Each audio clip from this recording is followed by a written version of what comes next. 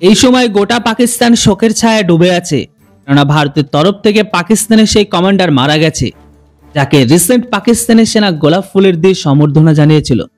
বন্ধুরা, একজন টপ আতঙ্কবাদীকে ভারতের সেনা হুরিফাই করেছে, যাকে পাকিস্তান তাদের নিজেদের পাঞ্জাবের সিংহ বলতো।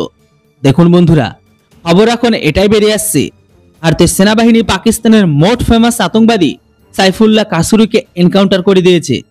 জানকারি অনুসারে এই পুরো ঘটনাটি কাশ্মীরের বারামুলা জেলার, যেখানে খণ্ড যুদ্ধটি হয়।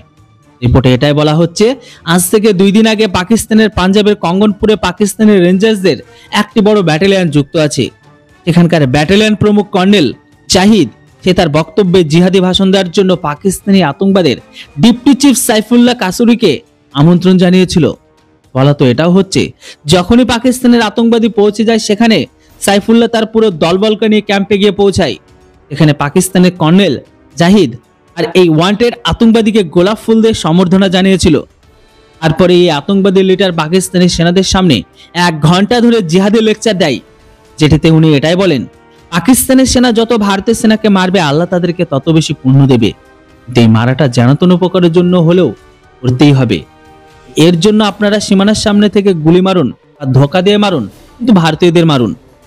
সাইফুল্লাহ তার লেকচারে এটা পর্যন্ত বলেছিল যে তার যতগুলো জিহাদি শহরের বাচ্চাকে পাকিস্তান থেকে ভারতের ভেতরে পাঠায়, আল্লাহ তাদেরকে ততটা সহায়তা করে। এই জন্য পাকিস্তান সেনার জন্য ভারতকে কখনো ভয় না পায়। তোমরা তোমাদের কাজ করতেই থাকো।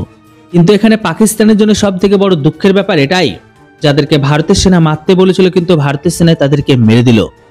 রিপোর্ট অনুসারে সাইফুল্লাহ তাদের জিহাদিকে সীমানা পার করার জন্য এলওসির কাছে আসে। শহরের বাচ্চারা ভারী গোলাবারুদের সাথে শহরের বাচ্চাদের ভারতের ভেতরে ঢোকানোর চেষ্টা করে উনি, কিন্তু সেনা আগে থেকে ইনপুট পেয়ে যায় যে বারামুলাতে লোক ঢুকছে, যে কারণে সেনা প্রথম থেকে এদেরকে স্বাগতম জানানোর জন্য অপেক্ষায় ছিল। আর যখনই এরা ভারতের ভেতরে ঢোকার চেষ্টা করে, আর তখনই ভারতের সেনার তরফ থেকে ভারী গুলিবারি শুরু হয়। এবার ভারতের সেনা এত তেজ ফায়ার করে, জিহাদিরা না নিজেদেরকে বাঁচানোর সময় পায় আর না কোনো রকম নিজেরা বাঁচার। তার বাচ্চাদের বাঁচাতে সে নিজেই হুরিফাই হয়ে যায়, কেননা ভারতীয় সেনাবাহিনী একটি মোটর সেলকে ফায়ার করে বড় ধামাকা করে, যার কারণে পাকিস্তানি সম্পূর্ণ সফলভাবে 72 পৌঁছে যায়। হয়তো হতে পারে ভারতের এই জবাবি কারবাইতে পাকিস্তান কাঁদছে, আর হয়তো এর বদলা নেওয়ার জন্য প্রিপারেশন করছে। তবে এখানে দেখার মতো বিষয় হলো, এই এনকাউন্টারের পরে পাকিস্তানিদের ঘরের ভেতরে শোকের ছায়া তো অবশ্যই তৈরি হয়েছে। তবে পাকিস্তান এখন বদলা নেবে কি নেবে না সেটা তো জানি না। তবে আপনারা সেনাদের এত বড় সাফল্যের জন্য কমেন্ট বক্সে একটি জয় হিন্দ অবশ্যই লিখুন। Thanks for watching. জয় হিন্দ, বন্দে মাতরম।